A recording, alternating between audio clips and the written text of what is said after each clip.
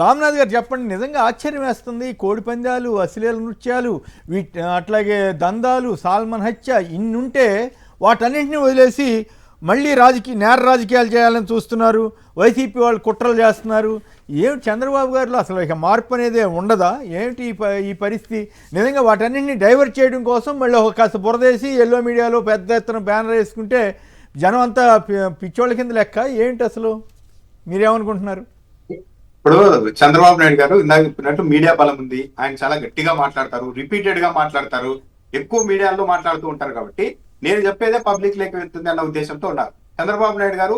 ఈ కాలం తర్వాత కూడా ఇంకా వైసీపీ రౌడీయిజం, గూండాలు, నేను వాళ్ళ తాట తీస్తా, సోషల్ మీడియాలో ఎవరైనా పెడితే వెంటనే ఎత్తుకొస్తాం, ఇవన్నీ మాట్లాడుతూ ఉన్నారంటే దీన్ని బట్టి అర్థం అవుతుంది ఏంటంటే ఎవరినో చూపించేసి ఇక్కడ జరుగుతున్న దాన్ని మొత్తం కవరప్ చేయడానికి ప్రయత్నిస్తూ ఉన్నారు.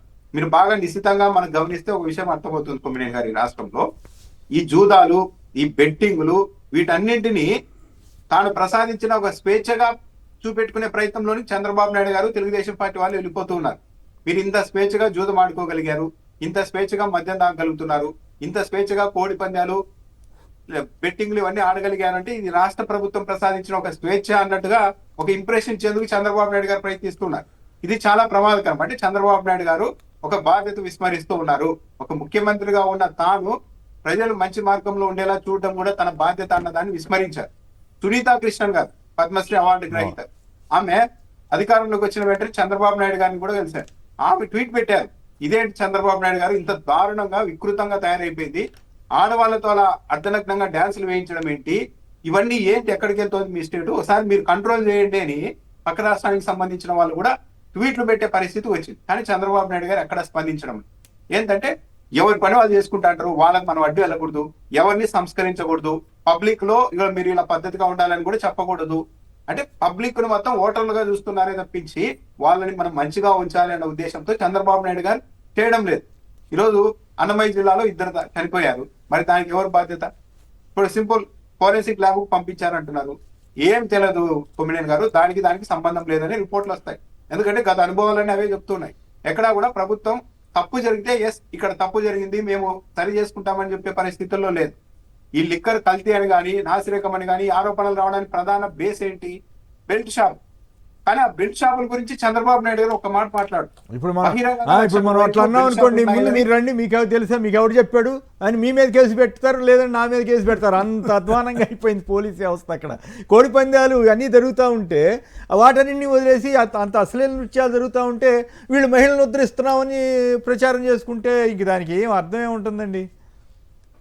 నాయకులు ఇప్పుడు అంబటి రాంబాబు గారు సరదాగా పద్ధతిగానే భోగి మంటల చుట్టూ డాన్స్ చేస్తే దాన్ని 3 ఏళ్ల పాటు ప్రచారం చేశారు కొమ్మినేని గారు. ఒక మంత్రి అయి ఉంటే ఇలా చేస్తారా అలా చేస్తారని. కానీ ఒక మంత్రి గారు స్టేజ్ మీదకి ఎక్కి మహిళలతో కలిసి డాన్స్ చేస్తూ ఉన్నారు. తర్వాత ఆయన ఏం చెప్తున్నారు, నేను మంత్రిగా ఉన్నా ఎలా ఉన్నా సరే నా పద్ధతి మార్చుకోనని చెప్తూ ఉన్నారు. ఎంతమంది మంత్రులు, ఎంతమంది ఎమ్మెల్యేలు. పవన్ కళ్యాణ్ గారు ఈ రోజుకి సినిమాల్లో డాన్సులు వేస్తున్నారు, బయట కూడా డాన్సులు వేస్తూ మొన్న కనిపించారు కదా. డాన్స్ వేయడం తప్పు ఎట్లా అవుతుంది పద్ధతి ప్రకారం చేస్తే? మరి అంబటి రాంబాబు గారి మీద పద్ధతిగా డాన్స్ చేస్తేనే తప్పు అన్నారు. ఇప్పుడు ఏకంగా స్టేజ్ మీదకి ఎక్కి మంత్రి హోదాలో మహిళలతో కలిసి డాన్సులు వేసుకుంటూ రకరకాల పాటలు స్టెప్పులు వేస్తూ ఉంటే మరి దాన్ని ఎందుకు కంట్రోల్ చేయడం లేదు ముఖ్యమంత్రి గారు? పద్ధతిగా ఉండడానికి ఎందుకు చెప్పడం లేదు? పైగా మీరు బాగా గమనించి ఇంత జరిగితే అక్కడ మాత్రం ఎవరో ఒక ఎద్దుకు జగన్మోహన్ రెడ్డి గారు ఫోటో కట్టేశారని చెప్పి కేసు పెట్టేశారు. అంటే పూర్తిగా ప్రభుత్వం అనేది ఏ మాత్రం బయట ఏమనుకుంటారు, మరి ఇంత వన్ సైడెడ్ గా గవర్నమెంట్ నడిపితే అన్న ఇది కూడా మర్చిపోయినట్టుగా ఉన్నారు. ఎందుకు రిజిస్ట్రేషన్ చేయాలన్నా సరే ఎమ్మెల్యేల పర్మిషన్ తీసుకోవాల్సి వస్తుంది ప్రైవేట్ ఆస్తులకు కూడా అని పత్రికల్లో ఎన్నిసార్లు కథనాలు రాలేదు? చంద్రబాబు నాయుడు గారు చర్యలు తీసుకున్నారా? వాటాలు ఇవ్వలేదని బ్రాంతి షాపులు తగలబెట్టుకుంటున్నారు. తెలుగుదేశం పార్టీ నాయకులే మా ఎమ్మెల్యే పలానా భూమిని మా భూమిని అనంతపురంలోనే wine shop TDP wine shop TDP వాళ్ళే తగలబెట్టారంట కదా, డబ్బులు ఇవ్వలేదని. కొమ్మినేని గారు ఇప్పుడు మహిళల గురించి ఎవరన్నా మాట్లాడితే తాట తీస్తాం తోలు తీస్తాం అంటున్నారు కదా. ఒక ఎమ్మెల్యే గారు ఆమె భర్తకు ఫోన్ చేసి ఆ మహిళకు లేనిపోనివన్నీ అంటగడుతూ ఎంత మాట్లాడారు. మరి దాని మీద ఏమైనా చర్యలు తీసుకున్నారా? ఎక్కడా లేదు. అంటే చంద్రబాబు నాయుడు గారు వదిలేశారు, తన వాళ్ళని మీ ఇష్టానికి ఏమైనా చేసుకోండి అని వదిలేశారు. పైకి మాత్రం ఇది కాదు వైసీపీ వాళ్ళే రౌడీలు, వైసీపీ వాళ్ళే గూండాలు వాళ్ళ. మరి ముఖ్యం మన మీడియా మన ఒక సభలో చెప్తున్నారు, మీరు కనీసం నవ్వుకుంటున్నారంటే అది తెలుగుదేశం పార్టీ పరిస్థితే కారణం. వైసీపీ మీరు నవ్వుకోలేదని చెప్పి వాళ్ళని హిప్నాటిజం చేస్తున్నారు చంద్రబాబు నాయుడు. చంద్రబాబు నాయుడు గారు బాధ ఉంటే మొత్తం ప్రపంచం అంతా అలాగే ఉంది అనుకుంటే ఎట్లా అంటే ఒకటే నెగిటివ్ నేరేటివ్ ను శాశ్వతంగా రుద్దాలి. వైసీపీ వస్తే ఏమో జరిగిపోతుంది, వైసీపీ ఉన్న కాలంలో ప్రజలు నవ్వుకునే వాళ్ళు కాదంట అని భావితరాలు కూడా చెప్పుకోవాలి అన్నట్టుగా ప్రచారం చేస్తున్నారు చంద్రబాబు నాయుడు గారు. ఇప్పుడు మాత్రం కళ్ళ ముందే రోజు ఎంతవరకు వెళ్ళిపోయిందంటే మీడియా కూడా కవర్ చేయలేని స్థాయికి వెళ్ళిపోయింది. అవును, గతంలో వైసీపీ హయాంలో 1-2 జరిగితే దాన్ని పెద్దగా కవర్ చేసేవాళ్ళు, ఎందుకంటే 1-2 ఇన్సిడెంట్ కాదు. ఈ రోజు 10 జరుగుతున్నాయి. దాంతో ఆ న్యూస్ కు వాల్యూ కూడా పోతుంది, అటెన్షన్ కూడా పోతుంది. కరెక్ట్. కానీ ఎక్కడ కూడా చంద్రబాబు ఎందుకు ఈ రికార్డింగ్ డాన్సులు, నగ్న నృత్యాలు ఎక్కడైనా 1-6 చోట్ల ఉంటేనే అబ్బో అని తిట్టేవాళ్ళం. ఇప్పుడు అసలు రాష్ట్రం అంతా కూడా విపరీతంగా వచ్చినా కూడా కనీసం చంద్రబాబు గారు కానీ పోలీసు వ్యవస్థ కానీ మరి మాట్లాడితే అసలు మేము శాంతి భద్రతలను పరిరక్షిస్తామని చెప్పే పెద్ద పెద్ద మంత్రులు కానీ వీళ్ళెవ్వరూ నోరు విప్పలేదు. హ్యాపీగా అరాచకాలన్నీ యథాతథంగా జరిగిపోతున్నాయి. అయినా కూడా వైసీపీ నేర రాజకీయాలు అంటాడు చంద్రబాబు గారు. రైట్, చెప్పండి సార్. ఇప్పుడు ఎన్నికలకు ముందు మనం ఎన్ని ఆరోపణలు చేయొచ్చు, వాళ్ళైనా మేమైనా. ఎన్నికలకు ముందు ఉన్నవి లేని రకరకాల ఆరోపణలు ఎన్నో వస్తూ ఉంటాయి. కానీ ఎన్నికలు వన్స్ అయిపోయిన తర్వాత ఎవరైతే గెలిచారో వాళ్ళు అభివృద్ధి పట్ల లేదా సంక్షేమం పట్ల లేదా ఇచ్చిన హామీల పట్ల చిత్తశుద్ధితో పనిచేయాల్సినటువంటి పరిస్థితులు ఉన్నాయి. ఇప్పుడు గతంలో మేము అది చేశాము కాబట్టి ఈరోజు మేము పలాని చేశాము అని చెప్పేసి జగన్మోహన్ గారు కానీ మేము పార్టీ కానీ చెప్పుకోగలుగుతూ ఉంది. ఈరోజు జరుగుతుంది ఏంటి రాష్ట్రంలో? ఇప్పుడు నిన్నగాక మొన్న జరిగినటువంటి పండగలో హైకోర్టు హెచ్చరిక కూడా చేసింది. ఏమని? ఈ కోడి పందాలు లాంటి వాటిట్లో ఈ జూదాలు లాంటి ఇవన్నీ కూడా కంట్రోల్ చేయాల్సిన పరిస్థితుల్లోని కలెక్టర్లకి, ఎస్పీలకి చాలా స్పష్టమైనటువంటి ఆదేశాలు ఇవ్వడం జరిగింది. కానీ జరిగింది ఏంటి? ఇప్పుడు మద్యం చూడండి, మద్యం పరిస్థితులు చూస్తే ఏర్లై పారుతూ ఉంది.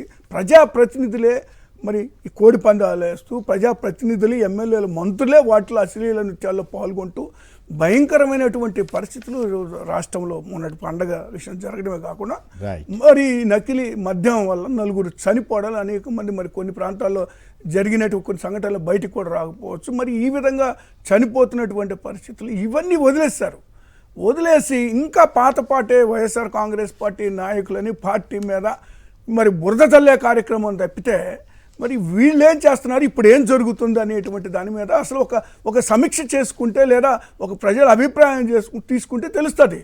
మరొక పక్క మీరు చూడండి, మరి ఈరోజు ఎన్టీ రామారావు గారు నిన్న 30 వర్ధంతి జరిగింది కదండి. దానికి సంబంధించి కూడా మీరు చూడండి, ఇప్పుడు 1700 కోట్ల రూపాయలు పెట్టేసి ఎన్టీఆర్ గారి బొమ్మ అక్కడ పెట్టాలని నిర్ణయం తీసుకున్నారు. మీరు సరే ఆ డబ్బు ప్రజాధనం, అది ప్రజాధనాన్ని తీసుకెళ్ళేసి మరి ఈ విధంగా పెట్టడం అనేటువంటి విగ్రహాలకు పెట్టడం అనేటువంటిది కూడా అది విరుద్ధమైనటువంటి అంశం, విరుద్ధమైనటువంటి నిర్ణయం.